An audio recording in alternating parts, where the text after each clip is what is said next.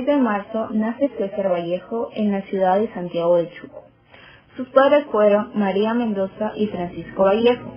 En sus primeros años fue formado para la formación sacerdotal. Realizó sus estudios primarios en el Centro Escolar número 271. Ya en 1905 se desplaza a la ciudad de Huamachuco para llevar sus estudios secundarios en el Colegio Nacional San Nicolás. Desde abril de 1905 hasta 1909 estudió la secundaria en el Colegio Nacional San Nicolás de Huamachuco.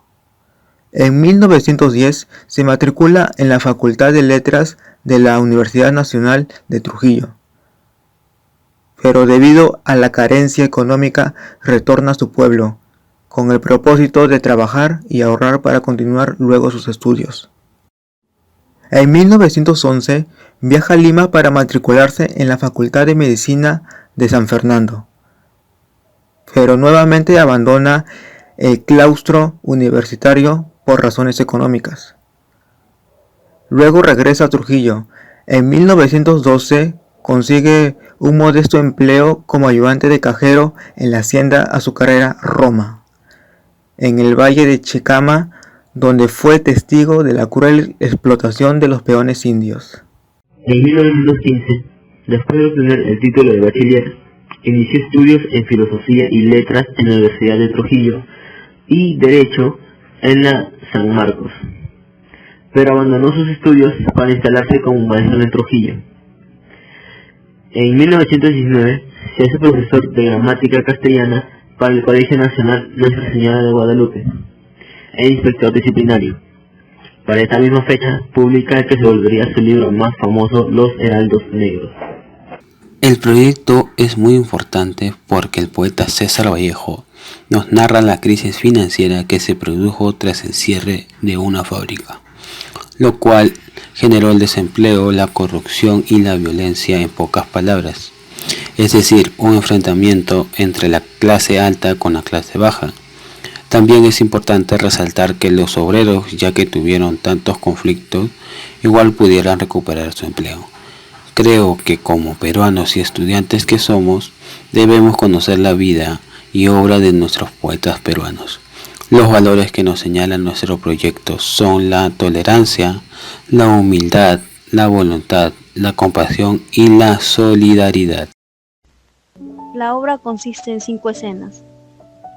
La escena 1 nos da a conocer que la crisis internacional ha llegado a los diferentes países y por este motivo se dan los despidos y los cierres de las fábricas y empresas, a lo que las clases medias y bajas se niegan a aceptar, diciendo de todo, y lo que les dicen es falso, porque todas las máquinas que ellos habían construido los iban a reemplazar en el futuro, porque eran eficaces y rápidos, que no necesitaban de un sueldo.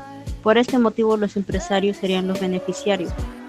Es por ello que inician una protesta ante los empresarios de estos. La escena 2 se desarrolla primero en un contexto patronal. El ministro con los industriales y después el director del gabinete del ministro con los mismos. Posteriormente, el contexto cambia pues se reúne uno de los industriales con los delegados de los obreros. Ninguno de ellos es descrito explícitamente. Otro contexto es el que rodea a los obreros que esperan en la calle para saber los resultados de la reunión entre sus delegados y los patrones. Vallejo señala explícitamente que se desarrolla en una atmósfera de evidente agitación. Más aún, el autor describe los gestos que lo revelan. Los obreros consultan frecuentemente el reloj del péndulo o sus relojes y comentan con voz más o menos. Escena 3. Los obreros ingresan al salón de la Asamblea General con gritos para hacerse escuchar. Luego empieza la reunión, pero no se llega a ningún acuerdo. Los propietarios de las fábricas se niegan a negociar ni llegar a un acuerdo sobre el cierre ni la disminución de los salarios, que afecta gravemente a los obreros. Debido a ello, los delegados que apoyaban al pueblo deciden declarar la huelga. Escena 4. Comenzó la huelga, seguida de un ambiente lleno de violencia. Hubo un gran conflicto entre los trabajadores y la policía, y un ambiente de miedo y muerte. Escena 5. Después de varias semanas en huelga y preocupados de que los obreros iniciaran una guerra civil, finalmente escucharon sus opiniones y por eso llegaron a un acuerdo de no cerrar las fábricas y no bajar los salarios. El proletariado después de todo obtuvo la victoria y comenzaron a trabajar con normalidad.